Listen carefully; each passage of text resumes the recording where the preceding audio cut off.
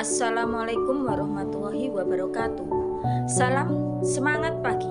Saya Lili Widayati, CGP Angkatan 9, kelas 216, Kabupaten Tuban, tahun 2023. Kesimpulan dan refleksi filosofis pemikiran-pemikiran Ki Hajar Dewantara. Ada 3 pertanyaan yang ada di benak saya tentang pemikiran-pemikiran Ki Hajar Dewantara. Yang pertama adalah tentang murid dan pembelajaran yang seperti apa di kelas nanti. Apa yang berubah? Apa yang diterapkan lebih baik agar kelas Anda mencerminkan pemikiran Ki Hajar Dewantara? Untuk menjawab 3 hal tersebut, kita ingat kembali alasan mengapa kita ingin menjadi pendidik. Dahulu, saat kita memutuskan untuk menjadi guru, apa yang ada di pikiran kita? Mengapa kita memilih untuk menjadi pendidik? Dan bagaimanakah perjalanan perjuangan kita sehingga akhirnya sampai menjadi profesi pendidik sehebat ini? Menurut Ki Hajar Dewantara, manusia merdeka adalah manusia yang hidupnya tidak bersandar pada orang lain, tetapi pada kekuatan sendiri, baik lahir maupun batin.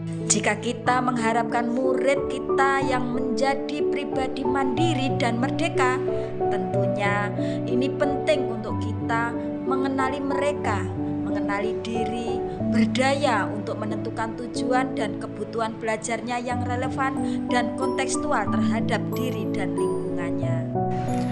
Salah satu langkah awal kita sebagai pendidik adalah bagaimana memakai, menghayati, memaknai pribadi kita sebagai manusia yang merdeka untuk terus belajar.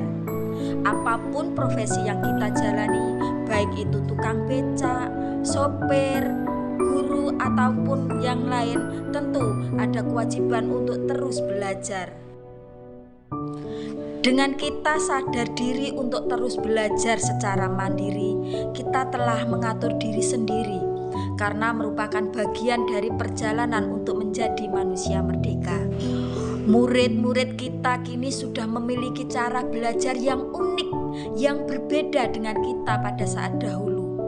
Mereka sangat fasih dengan teknologi yang menjadi internet sebagai aturan sumber belajar utama. Dengan cepat mereka dapat menggali informasi pengetahuan dengan teknologi dalam genggaman tanpa kita perintah terlebih dahulu. Lantas, apa peran kita sebagai Bapak Ibu guru? Apa perlu kita menselaraskan agar bisa menjadi pendidik yang relevan dengan konteks sama murid? Kita memang sudah jauh berbeda dengan mereka. Namun, mereka masih butuh kita, masih butuh kehadiran kita untuk menggandeng, untuk mengasah, mengasuh, sekaligus mengasihi. Ki Hajar Dewantara pernah menyampaikan bahwa pendidik itu menuntun tumbuh dan kembangnya kekuatan kodrat yang ada pada murid agar menjadi murid yang berkepribadian baik sebagai manusia maupun sebagai anggota masyarakat. Mari kita merefleksikan diri, merefleksikan bersama apa yang pernah kita lakukan sebagai pendidik. Berdasarkan pemikiran Ki Hajar Dewantara, hal apa yang membuat Bapak dan Ibu guru merasa sangat bersemangat, sangat termotivasi untuk pergi ke sekolah? Kita renungkan kembali. Pak dan Ibu guru, teman-teman semuanya, semangat kita untuk memulai hari tentunya akan merambat pada proses energi belajar anak-anak kita. Mungkin tidak hanya hari ini saja, tapi seterusnya ketika kelak mereka dewasa akan menjadi pemimpin masyarakat, akan selalu mengingat semangat dan motivasi kita. Apakah ketika wajah-wajah mereka memperhatikan, menengadah ke atas, mengingat kita saat menerangkan di depan kelas? Apa kata sabar yang ingin menyaksikan kemajuan belajar mereka? Atau sangat ingin menunjukkan bahan ajar yang sudah kita rancang sebelumnya? Pendidik perlu menyelaraskan peran sebagai pendidik yang relevan dengan konteks murid. Sebagai guru, kita pasti ingin membekali murid dengan pengetahuan, keterampilan, dan sikap untuk terus belajar, mendampingi mereka memahami dalam mencapai tujuan belajar. Murid-murid ini kelak akan menjadi dewasa, menjadi bagian dari pemimpin masyarakat, dan pada akhirnya membentuk kebudayaan di masa depan. Mari beri mereka kesempatan menyiapkan presentasi yang akan dibawakan di depan kelas. Tuntun mereka menulis konsep, menyusun kata-kata, menyampaikan idenya di depan kelas, di depan teman-teman sekelasnya. Ki Hajar Dewantara menyamakan bahwa mendidik anak itu sama dengan mendidik rakyat. Kita saat ini adalah buah dari pendidikan yang kita terima ketika masih anak-anak. Begitu pula dengan anak-anak kita saat ini. Mereka belajar bersama yang kelak akan menjadi bagian dari masyarakat masa depan.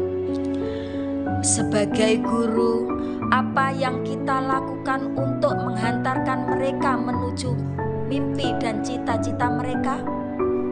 Ketika kita menyadarkan mereka, banyak murid dengan beragam impian, profesi, dan kebutuhan di kelas, bagaimana kita menyesuaikan peran kita untuk menuntun perjalanan mereka belajar yang pada akhirnya akan menemukan siapa diri mereka dan mengantarkan mereka menuju cita-cita. Bapak Ibu, peranan seorang pendidik sangatlah besar. Hal apapun yang kita lakukan di kelas, dari segi informasi, metode mereka belajar kelompok, atau hal sekecil apapun, kadang akan menanggalkan, akan menggagalkan pembelajaran.